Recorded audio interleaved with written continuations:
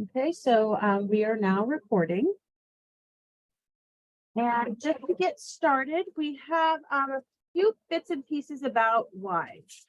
WISE is not gone yet, obviously. It is still available. If you have content from previous courses you've taught in there, you can go in and download that and add it to Canvas. Oh, CAS, College of Arts and Sciences. Does that answer your question, Marilyn? And I just need to make someone a co-host real quick.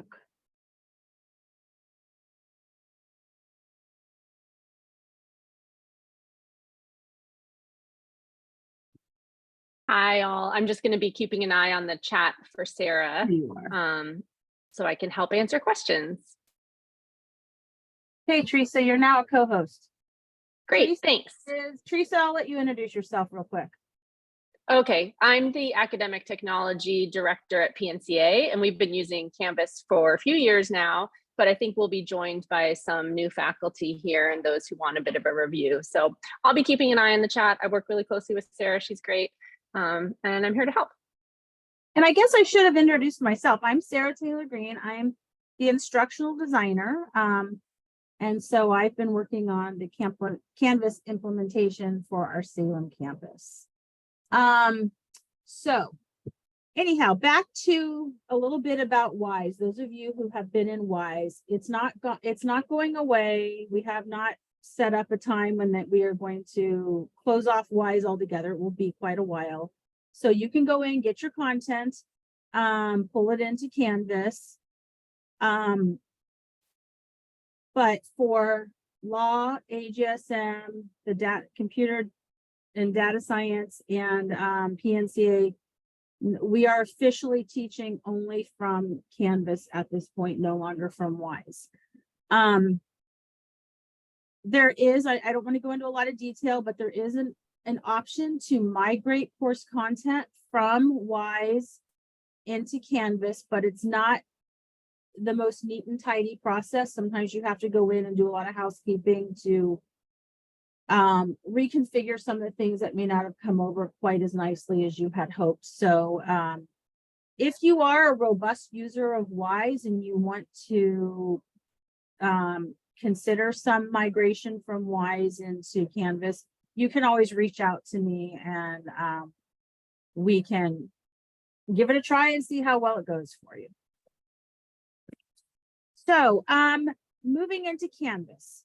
So you can get into Canvas through the employee portal. There's a Canvas button and you just click on that and that will take you to your Canvas dashboard. And you'll see, I'm sorry, what was that?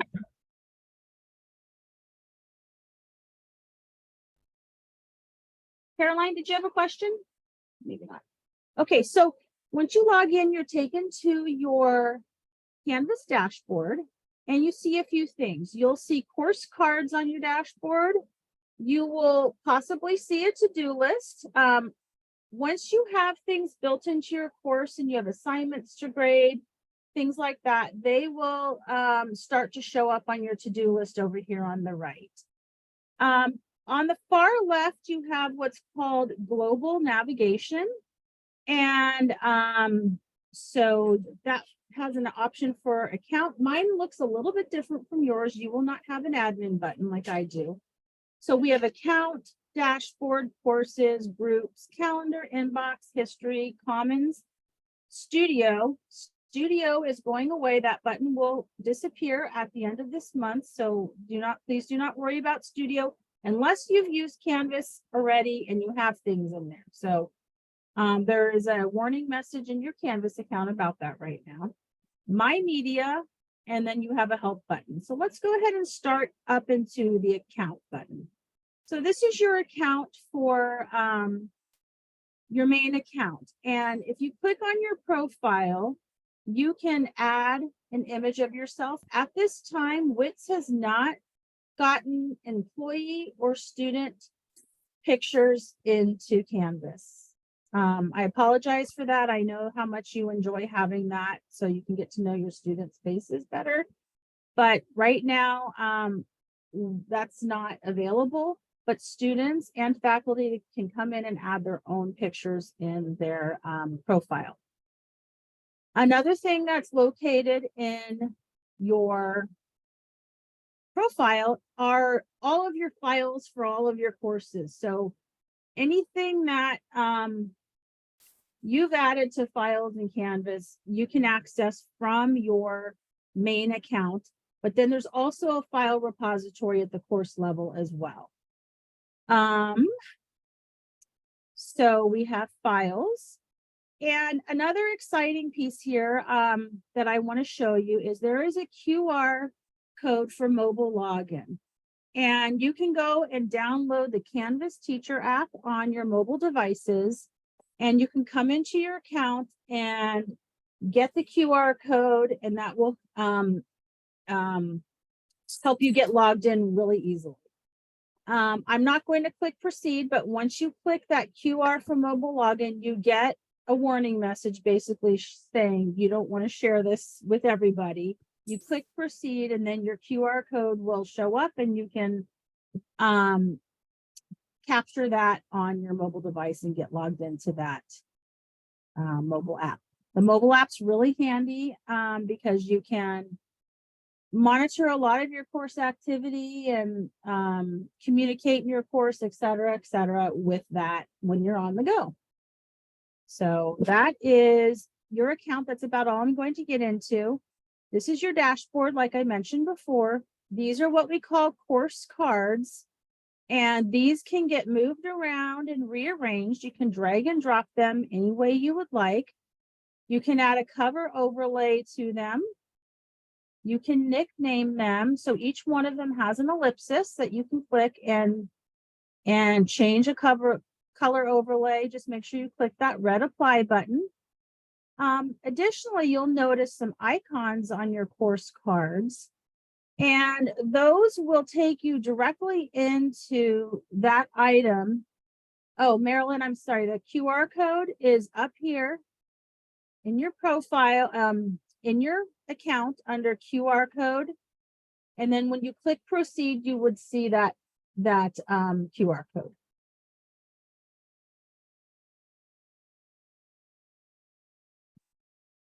All righty.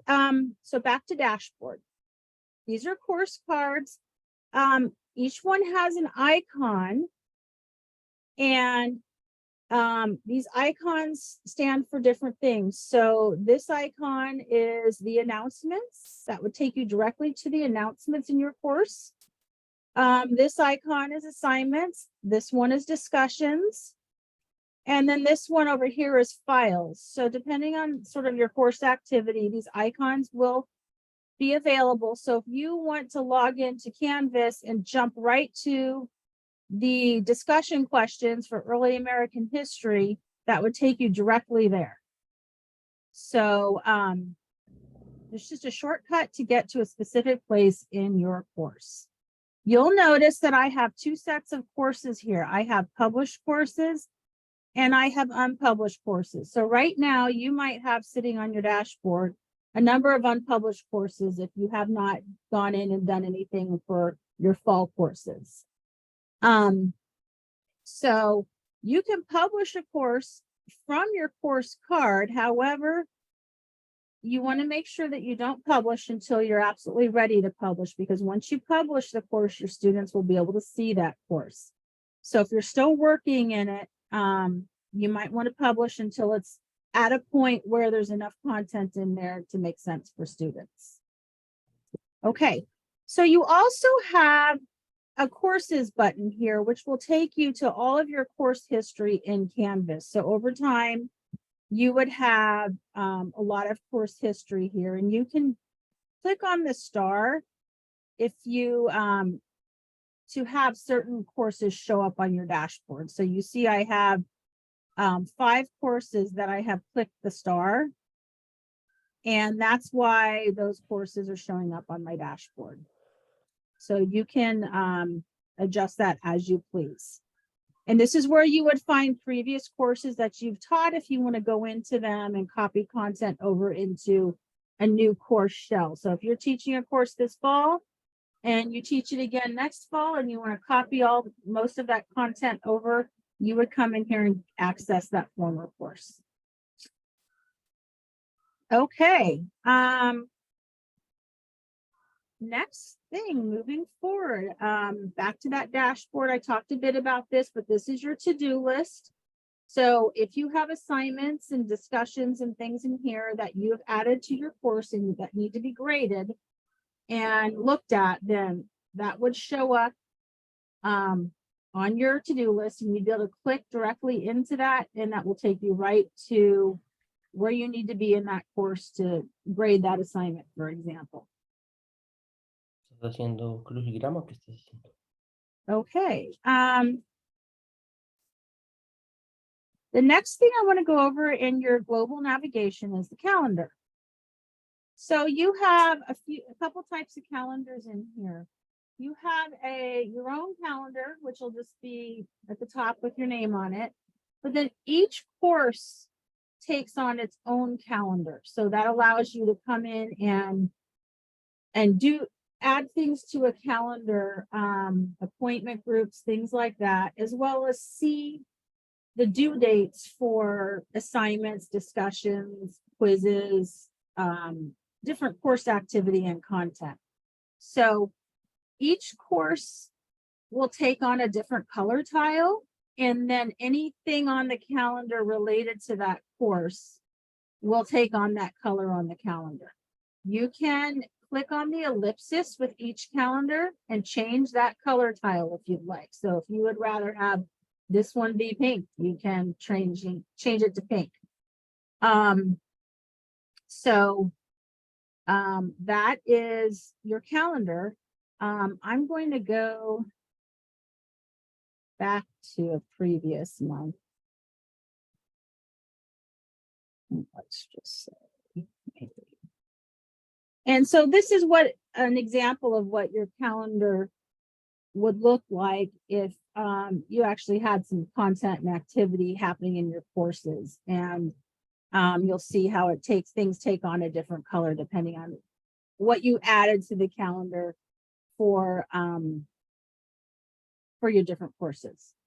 Now you'll notice here along the left, I have some office hours on my calendar. And those can be added. If you see this plus sign in the upper right-hand corner, this allows you to add things to your calendar. If you have an event you want to schedule for a course, so maybe you're doing a special event, maybe outside of, Daniel, great question. You can add, and I will show you this, you can get a link to this calendar feed to add to your Google Calendar, but you can't, so things can go from Canvas to your Google Calendar, but they cannot go from your Google Calendar into Canvas. But yes, you can at least get a calendar feed link from Canvas to add to your Google account. And I'll show you that in a minute. Okay, so you can add, if you have special events you want to schedule, you would, and I apologize for my basic general events, so pizza night. And you can add it, choose a start time and an end time, and choose a location. You can say lobby, and choose the calendar. This is really important here. So right now, would end up on my personal calendar. I need to make sure that I associate this event with the proper course that I want it to go with. So I am going to have this as part of my Canvas training, for example, and then I click submit, and that would go on to my calendar. So here's pizza night right here. And then you can click on it and see what it's about. So students would see that on their calendar, and they could click on that and see what any notes there are about it or anything. So another exciting thing, you can add an assignment here This isn't my favorite place to do things with assignments, but you can add an assignment here and then it creates an assignment shell in the course, but it doesn't build out the details of the assignment. But if you, once you're in at the course level and you create an assignment, it will end up on the class calendar. So, you know, I don't want to get too much into this particular tab here because it's not my very favorite thing. You can create a to-do list for yourself. And that just goes to your own personal calendar.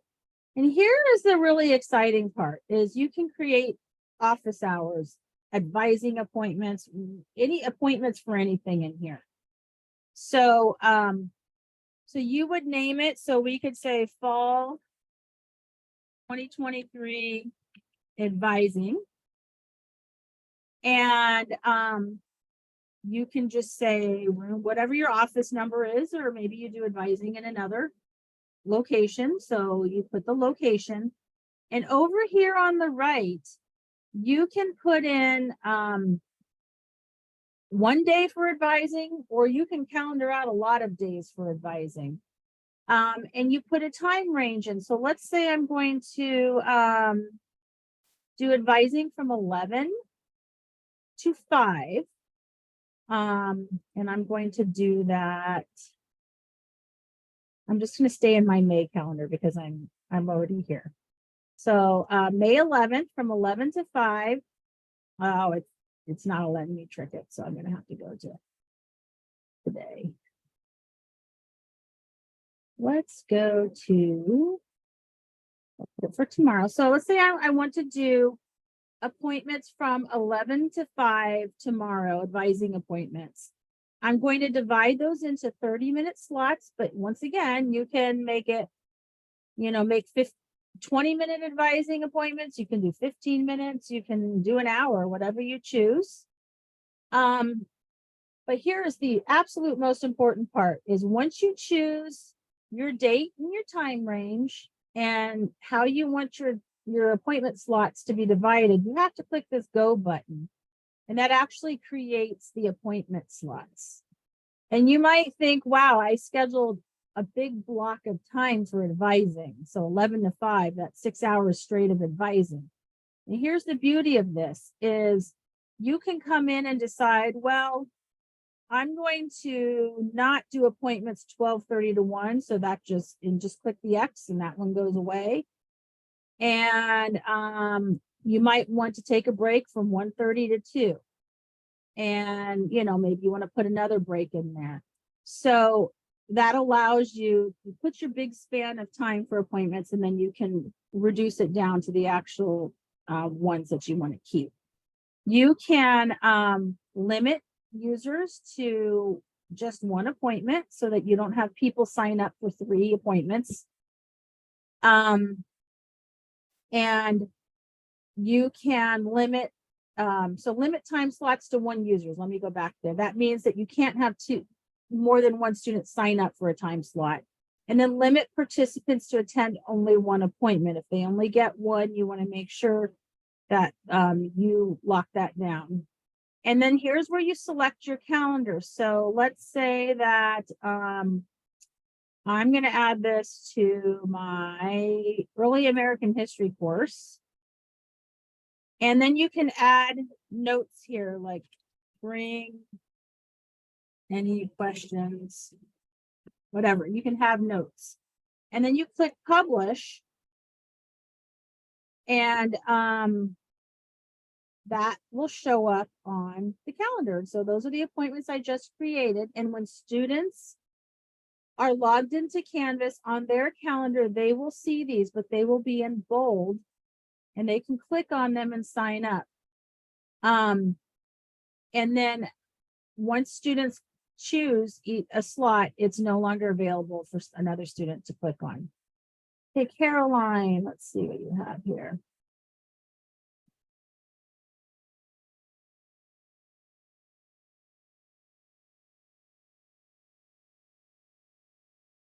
No, if you put that into your personal calendar, Greg, nobody that would only be for you. So that would not allow for students to view those slots. And then Caroline asked, can one duplicate Canvas sites? I have a couple of classes where there seem to be 2 sites. You can copy all, you can, Caroline, you can build out one of your course shells, get it the way you want it, and then we can copy the whole thing over. It's very easy to do. And then you can copy it over to your those other sections as well. Super, thank you.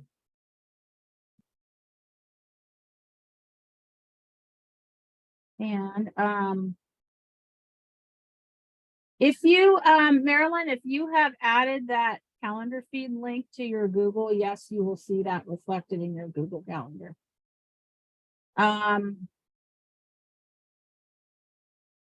Yes, Greg, those are only for the students in that course. They are not viewable to everybody.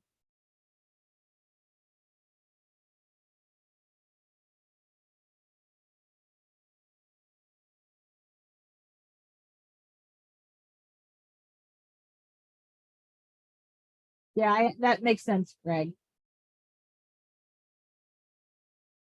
And Teresa has been with doing this for enough time, and you know, Google Calendar is incredibly efficient.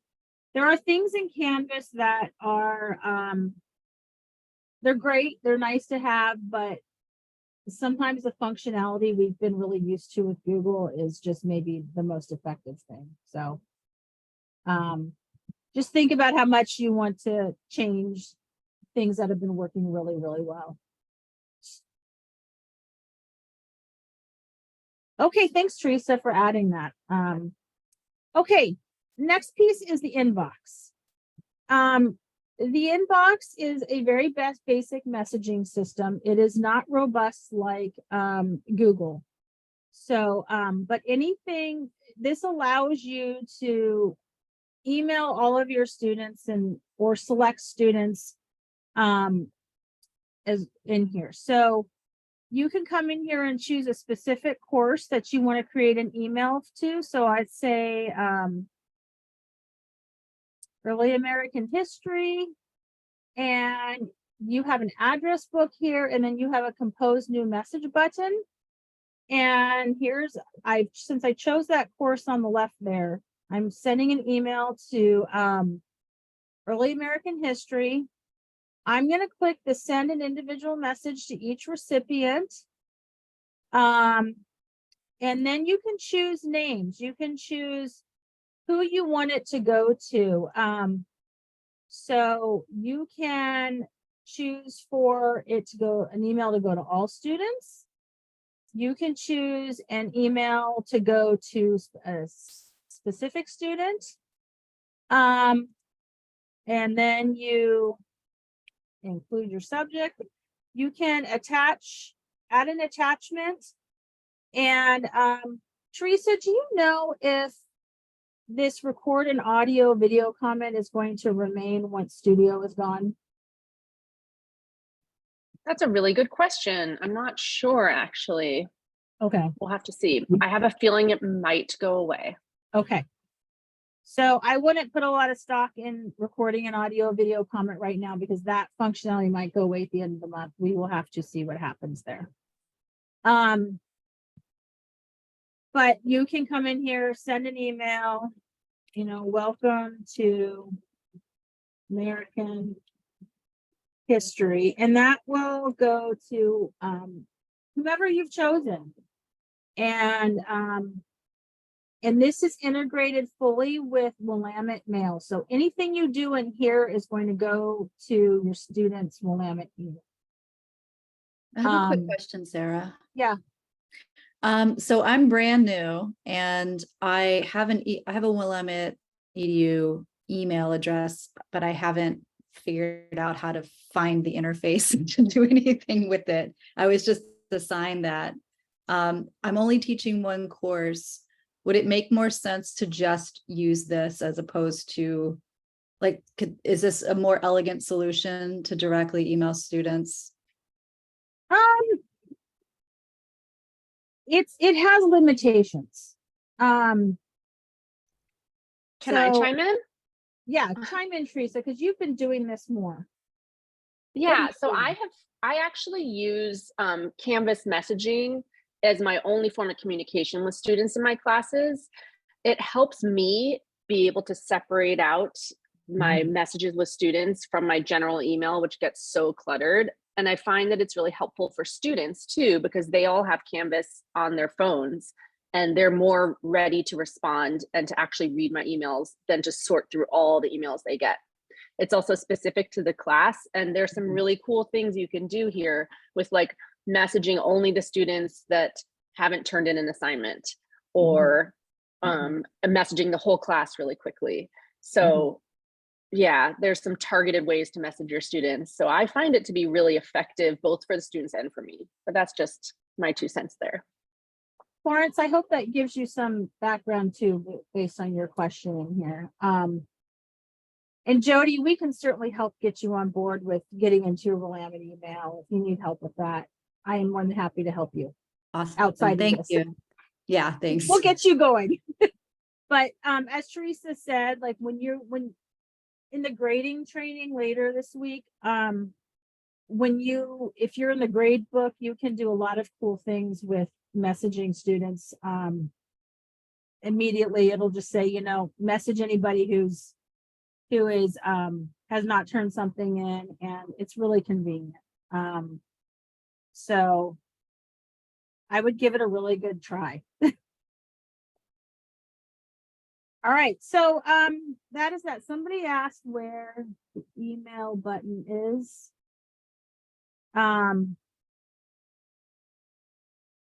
You can get into your inbox here through your global navigation, Marilyn. It's just called inbox. And then this is where you start an email and you can choose your course. I don't see anything. Sorry. Where? Oh, you don't see this? No, I don't.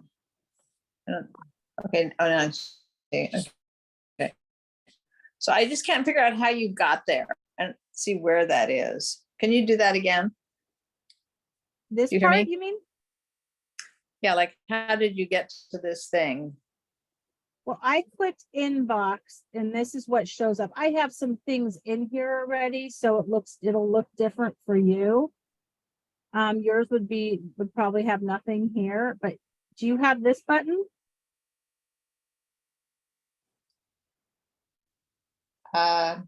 No. Marilyn, I was having trouble finding initially too.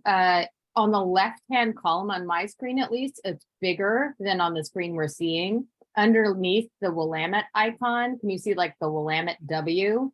And it's Yeah. 1, 2, 3, 4, 5 icons down is inbox.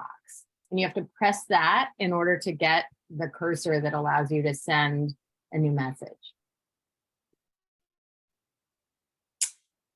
Okay. I see that. Okay, great. Thank you. Perfect. Thank you, Caroline. Okay, so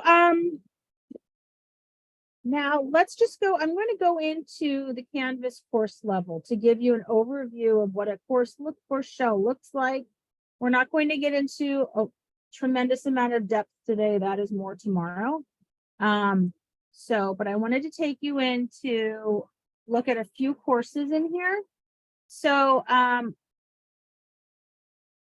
right now, I just clicked into a course, and this is what we call our course shell. And we call it a shell because it is a shell. There's really no content built into here yet. You'll notice along the left, on the very far left, you have that global navigation. And on the left of the course shell, you have what we call course level navigation. And each of these is considered a page, and they do different things. And you'll notice that this course is unpublished. That's my course status. If I'm ready to publish, I would click this publish button on the right. So let's take a look at some of the things in course level navigation. So first of all, you see a lot of things here.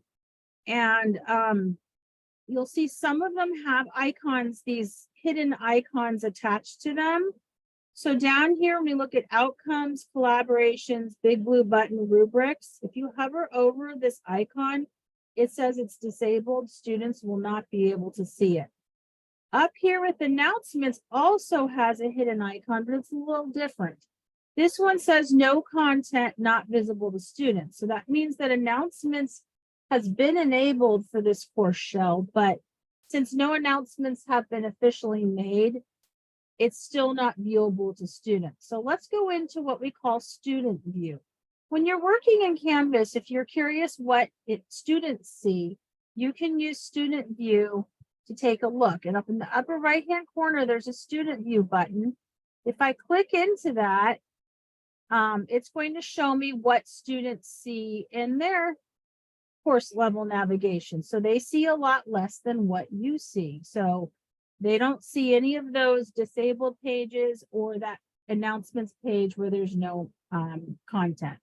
So that's student view. And then on the bottom right, you can always leave student. You can leave student view and go back to your instructor view. So let's take a look at how we can modify what we have here. Now, those of you in law have a pretty modified course level navigation because law requested very few, that they wanted a very small list of things. That doesn't mean you can't use other features. You just have to enable those pages, and that's what I'm going to show you now. So down at the bottom, you'll notice course settings. If you click into course settings, you get a few different things. The first thing that I want to call your attention to, and this actual course is a very poor example, we have something called term dates. Now, let me give you a little background about how term dates get added to courses. The registrar has official term dates that they put in their system, which is called colleague. When you all go into Sage, that's the back-end colleague system that the registrar uses. They have term dates. That's where they attach faculty to courses, students to courses, etc. Those term dates drive how things, courses are available in Canvas. So the term date for courses, for example, for this fall starts on August 28th. And students have access to courses now. They can view any content and publish courses now, but they can't go in and submit assignments. You cannot have due dates that are outside of the actual term dates for a course. So, for example, we've had some requests recently for incoming students to be able to submit assignments right now in their Canvas courses. And we've had to say, unfortunately, that functionality is not available to the official start day of the course, which is August 28th. So understand that term dates are set by what the registrar has, and they cannot be manually modified. So when you come into a course and you see term dates, start and end dates, you will not be able to come in here and manually change it. If you try to, it will sync back with our next sync, and it will, anything you've done will go revert back to what is in here per the registrar. Any questions about that? Okay, so that's just the term date discussion. It's just because we get a lot of questions about it. So back to adjusting your course level navigation. Up here, you have a navigation tab. You can click on that, and this will show you all of these pages for the course down at the bottom have been disabled for this course. And all of these pages at the top are enabled. So if there are things here that you just know you will not use in your course, you don't want to use, you can drag and drop those down into the disabled pages section. So for example, if you're not going to use the chat option in the course, that's just live chat. Students can chat back and forth. Teresa, do you make use of that?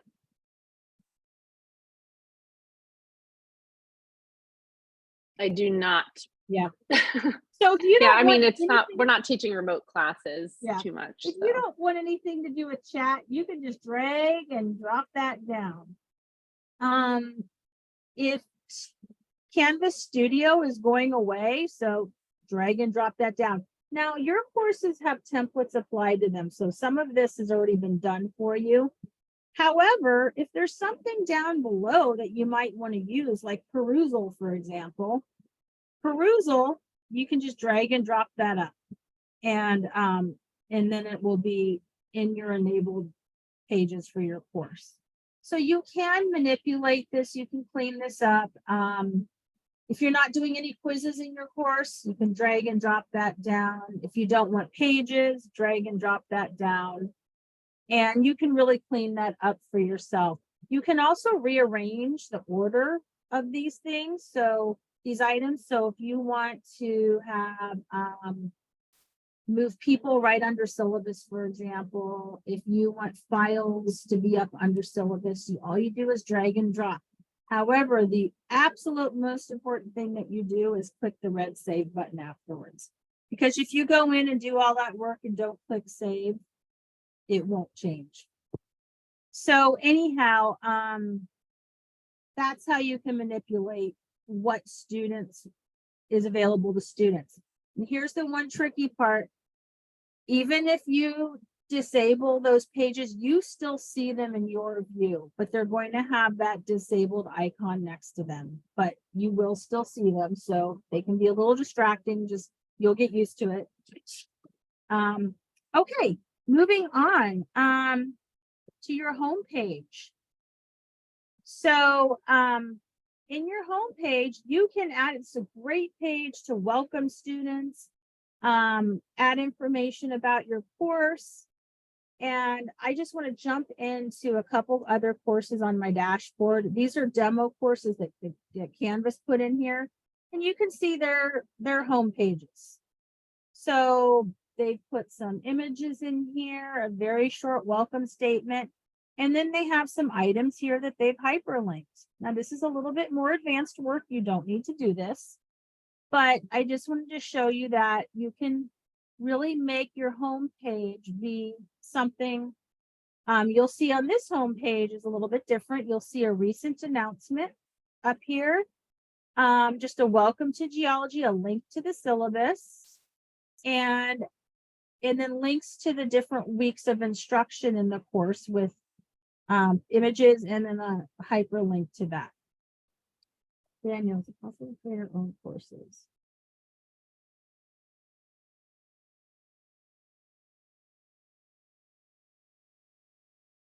Daniel, I'm happy to create a course shell for you for that, but you can't do it on your own, but I'm happy to. So send me an email and I am happy to do that for you. Okay. So your homepage has a lot of flexibility, and let's just go back to that simple basic shell I have.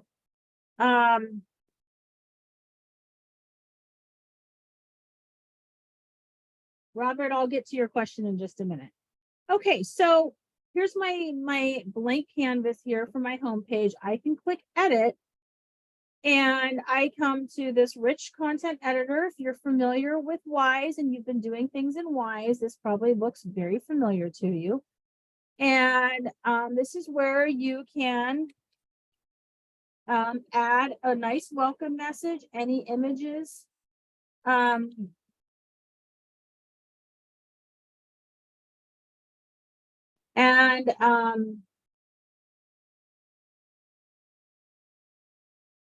And then you can say, users allowed to edit this page, only teachers. You don't need to worry about that. If you do have a TA, you might want to allow a TA to edit a page, but anyhow, so you would add your message. And now there's my welcome page with my tiny little message. So you can really do a lot with that. Tomorrow in tomorrow's course, I will talk more about pages and things you can do with, and because right here there's this view all pages button. So I will talk more about that tomorrow. I don't want to get into too much detail on that today. Anyhow, so that's how you can edit your homepage. So let's jump into that syllabus page.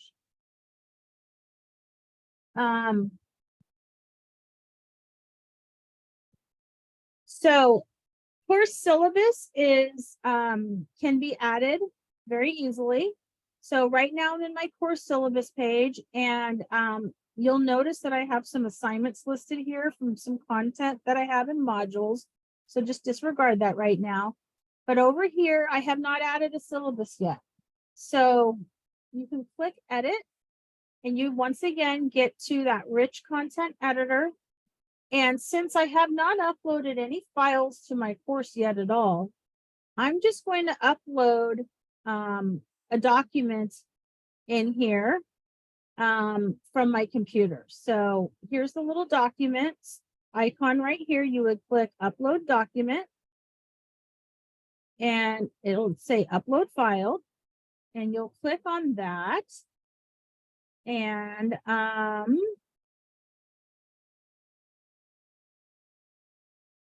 I'm going to upload, choose my syllabus, and then click submit. And now my syllabus is there. I can click update syllabus. And now my syllabus is linked for students. And let's jump into student view. So students see a course summary of assignments. And then they see the syllabus, they can open it.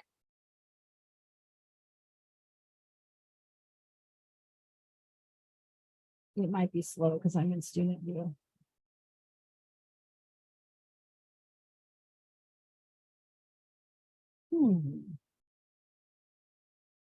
It's probably just because I'm sharing my screen. So anyway, the syllabus would pop up here.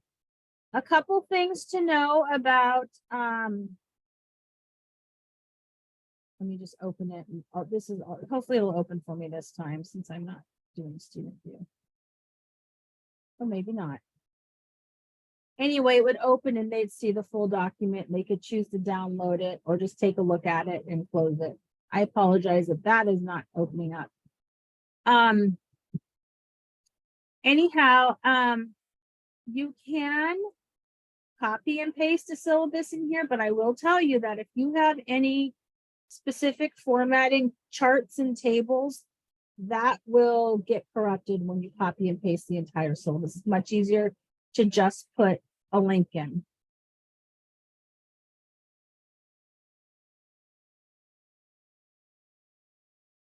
Yes, Jody, they do. Hyperlinks do translate. Looking back at Anna's question.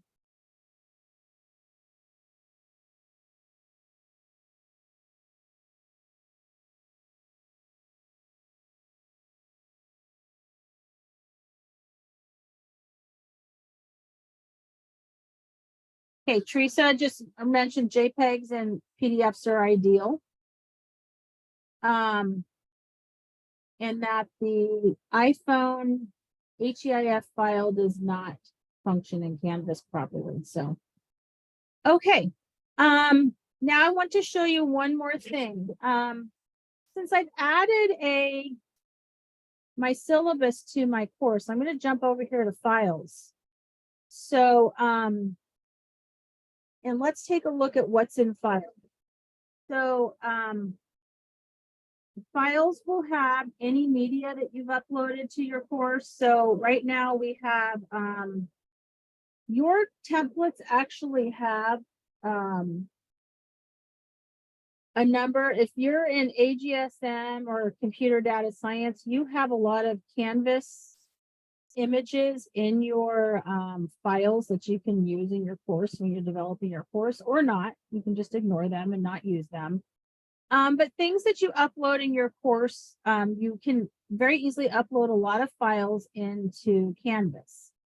So in your file section, you have options to create folders and to upload documents. So it's really handy rather than just uploading a whole lot of things at one time. You might want to create folders and then upload specific groups of documents into your folders. Then you don't have to rearrange everything once you've uploaded it. So to add a folder, you just click add folder, name it, and you can say course syllabus.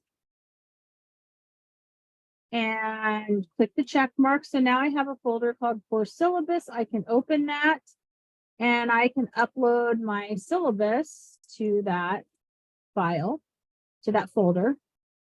And now I have a file in there. So if I jump back to the syllabus page and edit it, and I'm going to just delete this one.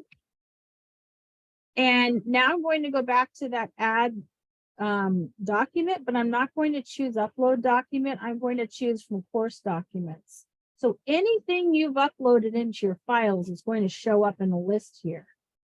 So I'm going to choose my syllabus here and update syllabus, and there it is. So anyhow, it's really handy if you upload your files first and then build out your assignments and things like that, because then you can grab those files really fast in here. So, and we'll talk a little bit more about that tomorrow. So those are just how to add a syllabus via just an upload or via your course documents. Any questions? Okay. I've talked about files. Let me just jump in there once more. So you can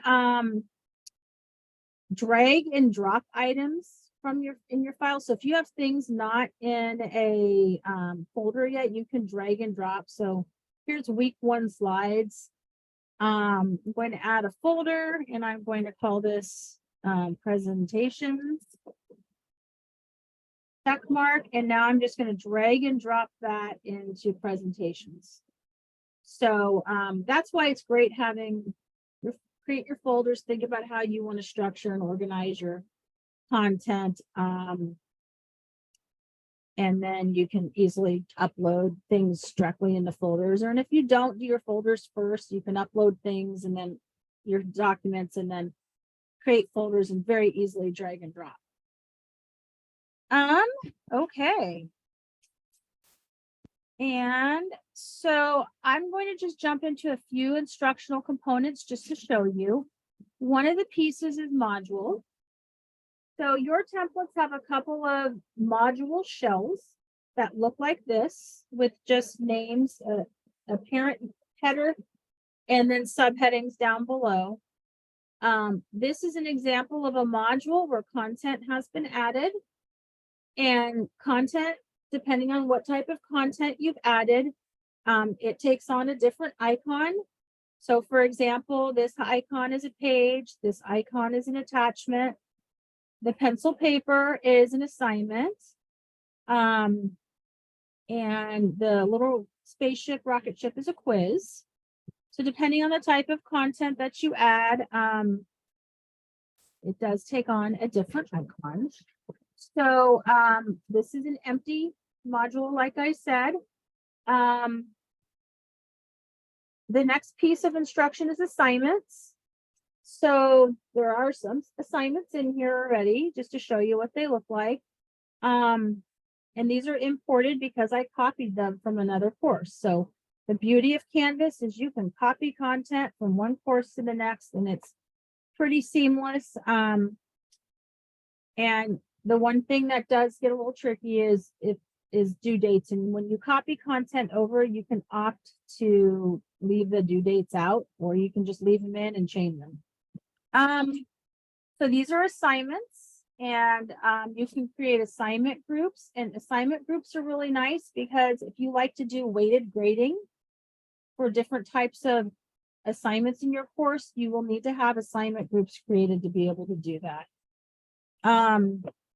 Discussions is another wonderful aspect of Canvas, and I know in WISE we also had discussions, but you have options for threaded and non-threaded discussions. Threaded meaning students can reply to one another, Non-threaded obviously means you just have a prompt and everybody responds and they can read what each other says, but they can't comment. We'll get into all of that in more detail tomorrow. We also have quizzes where you can build out quizzes in here. And so you have the ability to put quizzes in here, and then there's also a grade book. So based on any assignments, quizzes you put in here, that populates a grade book. And you can come in here and do a lot of things. So remember how Teresa mentioned the nice thing about the messaging in here is you can message students who maybe haven't turned something in yet. You can do that directly out of your grade book. So you click the ellipsis associated with an assignment, message students who have not yet submitted, students who have not been graded, students who scored more than, scored less than, or students who have something reassigned. So that is what's a really nice bit of functionality in here. It just makes your communication with students seamless and much faster and more effective. People. So you can all look in your courses now and see a list of, see your enrollment. I'm going to go into a different course here real quick. One of these has different people. Okay, so I have a few fake students in here. A couple things about people. The way, unlike with WISE, you cannot manually add students to your courses. You cannot manually add TAs or anybody else to your courses. Students are added based on enrollment and colleague, and we have regular syncs throughout the day. So if a student adds your course, as long as that ad gets taken care of in Sage right away, it will sync into Canvas pretty fast. So it's really important if students need to add and drop your course, that whatever you do as an instructor on your end to make that happen needs to happen efficiently and quickly so that it can get updated in Sage and synced into Canvas. So no more manually adding students. The other thing as well is that oh, Marilyn, I'll get back to that in a minute. Good question. So another thing, TAs. Right now, we are sort of reformulating our university policy for adding TAs into learning management systems because we need to make sure that a process has gone through where we can validate that TA has gone through the HR portion of becoming a TA and they've completed their mandatory training, because they cannot be in here without doing that. And so if you need TAs added, please submit a help desk ticket and we will get them added once that piece has been vetted. So that's different with Canvas. So anyway, that is the people portion. So Marilyn, a lot of things in Canvas have what we call an ellipsis, and that's the 3 dots.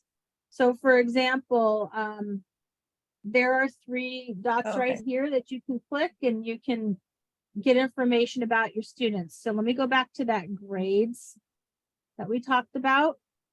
And if you hover over different assignments, they also have an ellipsis. And that's where you can jump into messaging students directly from here based on these different parameters. You can jump into your speed grader, which we'll talk more about on Thursday. Speed grader is pretty exciting. And so that's what an ellipsis is. I never heard of, I would think of an ellipsis as an oval shape. Yeah. So I just didn't see any. You know, it's true, thanks. but that's the name it's gotten in technology. It's the ellipsis. And then this right here is called a pancake because there's like 3 lines stacked like a stack of pancakes. Okay, So, you good, know. thanks. Anyway, one more quick thing. I know I'm down to 2 minutes. Announcements. You can go into your course and very easily create an announcement. And so this is what comes up. You have no announcements. Click add an announcement, and that very familiar page will show up, and you can say, welcome to class. Making this very fast, and there's your announcement. And I'll talk about this again tomorrow if you're going to attend tomorrow's training. But something really exciting about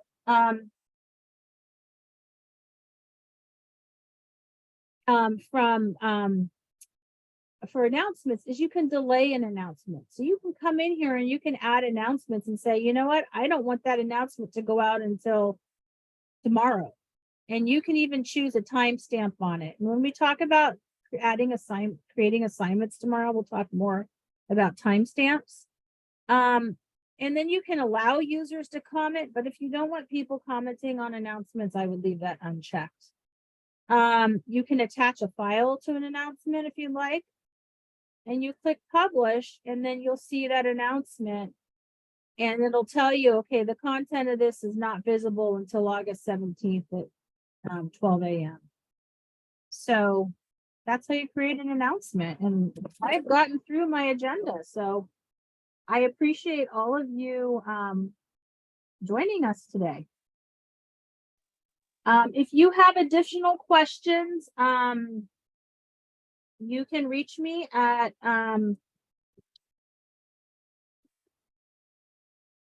staylorgreen@willamette.edu.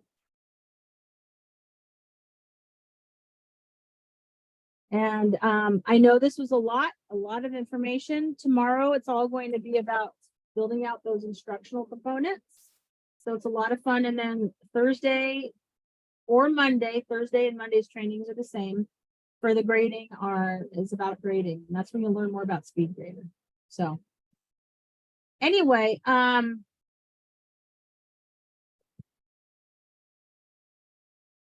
Scott, I can show you if you want to hang on. I'll just show you Zoom in here real quick. Zoom is integrated in here.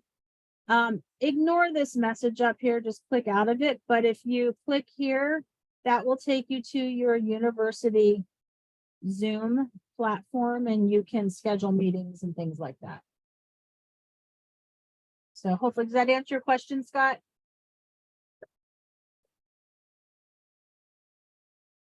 Okay. And